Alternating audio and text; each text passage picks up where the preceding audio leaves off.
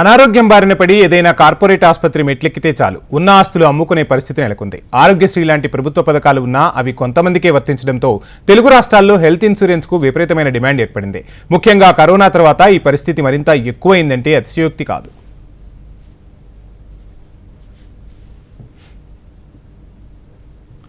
ఆరోగ్యమే మహాభాగ్యం అంటారు. కానీ ప్రస్తుత పరిస్థితి చిన్న ఆసుపత్రికి వెళ్లినా వేల నుంచి లక్షల వరకు బిల్లులు చెల్లించాల్సిన దుస్థితి నెలకొంది. పెద్ద ఆసుపత్రులకు వెళితే ఇక అంతే, ఉన్న ఆస్తులు అమ్ముకోవాల్సిందే. ఇదే సమయంలో హెల్త్ ఇన్సూరెన్స్లు చాలా కీలకంగా మారుతున్నాయి. నేరుగా డబ్బులు కట్టాల్సిన అవసరం లేకుండా మొత్తం ఇన్సూరెన్స్ ద్వారానే చెల్లింపులు జరుగుతుండటంతో వీటిని తీసుకునే వారి సంఖ్య రోజురోజుకు పెరుగుతోంది.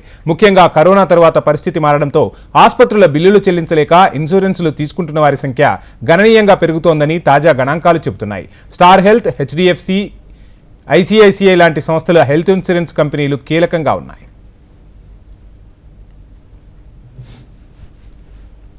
గత 5 ఏళ్ల కాలంలో హెల్త్ ఇన్సూరెన్స్లు తీసుకునే వారి సంఖ్య పెరుగుతుండటంతో వాటికి చెల్లించే క్లెయిముల సంఖ్య కూడా పెరుగుతోంది. 2 తెలుగు రాష్ట్రాల్లో గత 5 ఏళ్ల కాలంలో 3,330 కోట్ల రూపాయల క్లెయిమ్లను చెల్లించింది స్టార్ హెల్త్ ఇన్సూరెన్స్ సంస్థ. గతేడాదిలోనే 920 కోట్ల రూపాయలను సదరు సంస్థ చెల్లించింది. దాదాపుగా ప్రధానమైన ఇన్సూరెన్స్ కంపెనీలన్నీ పెద్ద మొత్తంలోనే క్లెయిమ్లను చెల్లిస్తున్నాయి. పట్టణ ప్రజల్లో అవగాహనతో ఇన్సూరెన్స్లు తీసుకుంటున్నా పల్లె ప్రజల్లో హెల్త్ ఇన్సూరెన్స్ పై అవగాహన లేకపోవడంతో వారి సంఖ్య కొంత తక్కువగానే ఉంటుందంటున్నారు ఇన్సూరెన్స్ కంపెనీల ప్రతినిధులు. కోవిడ్ తర్వాత హెల్త్ ఆరోగ్య బీమా గురించి అవేర్నెస్ అనేది బాగా ఇంప్రూవ్ అయింది. మనము లాస్ట్ ఫైనాన్షియల్ ఇయర్ 1335 కోట్ల బిజినెస్ చేసాము. ఈ ఫైనాన్షియల్ ఇయర్లో ఈ ఆర్థిక సంవత్సరంలో 1675 కోట్ల బిజినెస్ చేయడానికి వర్క్ చేస్తున్నాము. అలాగే లాస్ట్ 4 సంవత్సరాల్లో 3330 కోట్ల క్లెయిమ్స్ ఇవ్వబడినాయండి. క్లెయిమ్స్ అమౌంట్ డిస్బర్స్ చేసాము. అందరికీ ఆరోగ్య బీమా ఉండాలని చెప్పేసి మేము చాలా సీరియస్గానే అవేర్నెస్ క్యాంప్స్ కూడా చేస్తున్నాము. రూరల్ ఏరియాల్లో, మారుమూల ఏరియాల్లో కూడా ఈ సదుపాయాన్ని మేము కల్పిస్తున్నాము. దానికోసం ఏంటంటే ఎక్కువ మంది ఏజెంట్స్ని ఎంకరేజ్ చేస్తున్నాము. దీనివల్ల ఏంటంటే ఎంప్లాయ్మెంట్, ఈ 2 స్టేట్లో కూడా ఎంప్లాయ్మెంట్ కూడా పెరుగుతుంది. అవేర్నెస్ కూడా క్రియేట్ చేస్తున్నాం.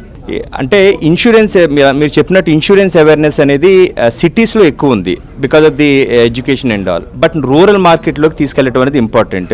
మనం రూరల్ మార్కెట్లోకి ఇన్సూరెన్స్ని బాగా ఉధృతంగా తీసుకెళ్తున్నాం. IRDA కూడా అదే గైడ్లైన్స్ ఇస్తున్నది. ప్రత్యేకించి మనం ఆంధ్రప్రదేశ్ని అడాప్ట్ చేసుకున్నాము ఇన్సూరెన్స్ ఇంప్రూవ్మెంట్ కోసము.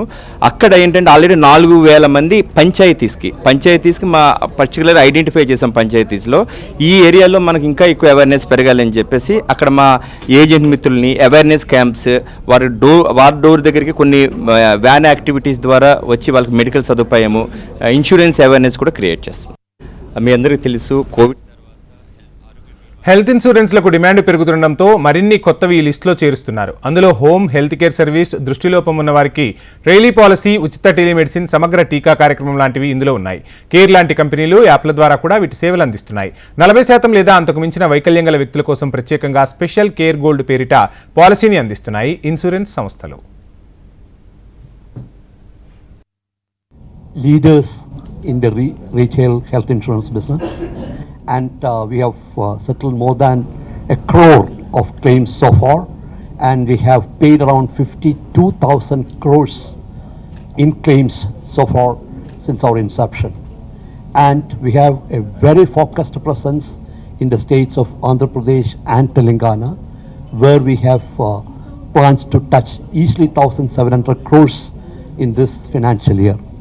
We have more than 230 offices here, and is still on the expansion. We have more than 50,000 agents. Significant portion of those agents are women, and also 1/3 of our staff is also women.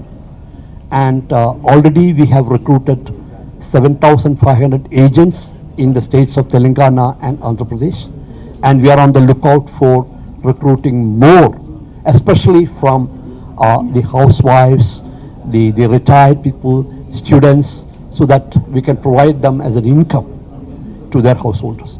And as Srinivas had told the press conference, we have an excellent presence in the rural areas as well. Health ఇన్సూరెన్స్లు విపత్కర సమయాలలో ఉపయోగపడటమే కాక ఆర్థికంగా ఎలాంటి ఇబ్బందులు లేకుండా చేస్తుందంటున్నారు health ఎగ్జిక్యూటివ్లు.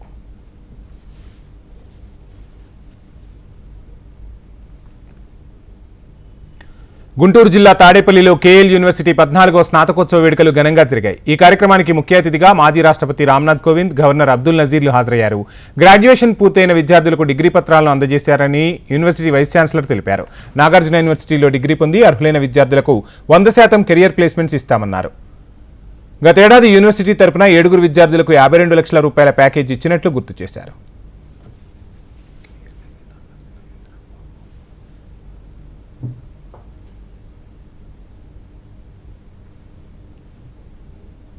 Hyderabad అబిడ్స్లోని little flower high స్కూల్లో ఇన్నోవిస్ట్ science exhibition నిర్వహించారు. ఈ సైన్స్ ఎగ్జిబిషన్ను పాఠశాల ప్రిన్సిపల్తో పాటు షాజహాన్ యాంటోనీ ప్రారంభించారు.